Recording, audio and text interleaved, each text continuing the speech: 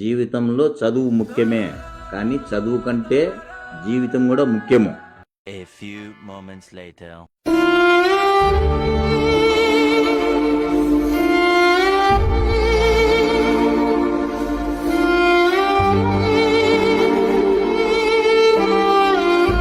ఎందుకండి అంత బాధపడుతున్నారు?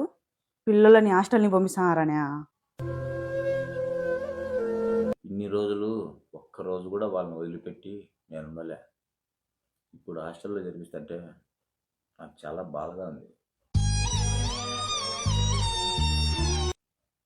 అంత బాధపడుతూ హాస్టల్లో ఎందుకు వదలాలా? ఇంటికాన్నే ఉన్నీలేండి.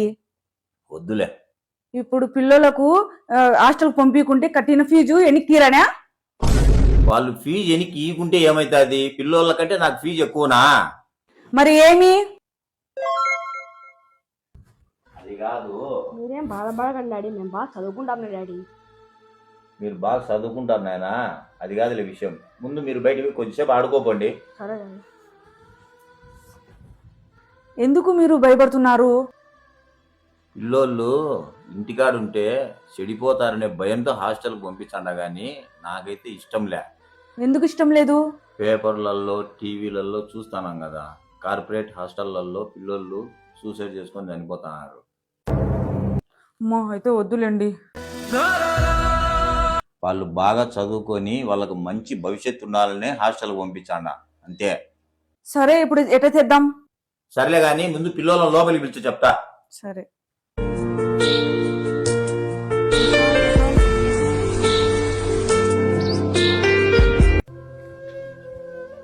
ఇన్ని రోజులు మీరు ఇంట్లో తిరిగినారు కాబట్టి, మిమ్మల్ని గారాబంగా పెంచినాం కాబట్టి మీకు ఇక్కడ ఎటువంటి ఇబ్బంది కలగలే.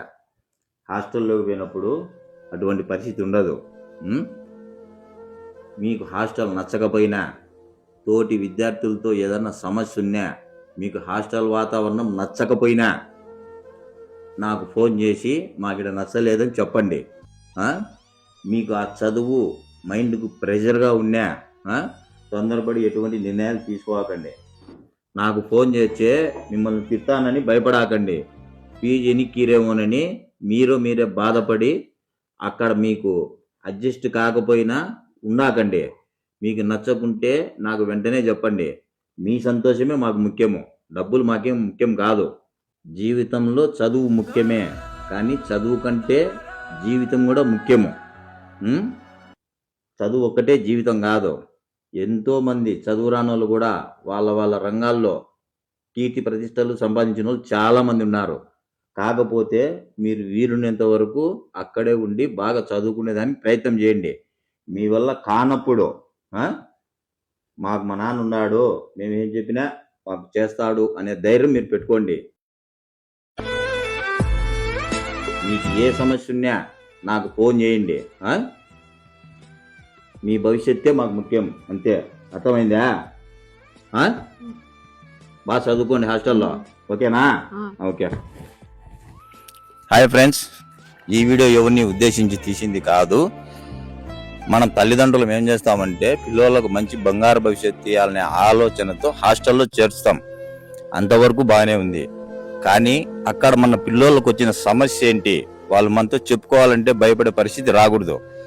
వాళ్ళు ఏదైనా అక్కడ సమస్య ఉంటే అది మనకు ధైర్యంగా చెప్పినప్పుడు మనం వాళ్ళకు వీలున్నంత అర్థమయ్యేట్టుగా చెప్పాలా.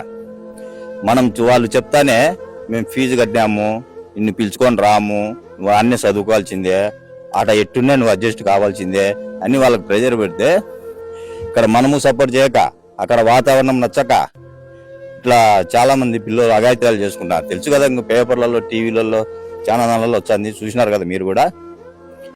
అటువంటి జరగకుండా ఉండాలంటే తల్లిదండ్రులమైన మనము పిల్లలను హాస్టల్లో చేర్చినప్పుడు మీకు ఇక్కడ ఏ సమస్య వచ్చినా ధైర్యంగా మాతో చెప్పండి అని చెప్పాలా. వాళ్ళకు నచ్చనప్పుడు అట మనకు చెప్పుకోలేక అక్కడ అడ్జస్ట్ కాలేక ఇటువంటి చేస్తుంటారు. అందుకంటే వాళ్ళ వయసు అటువంటిది అన్నమాట.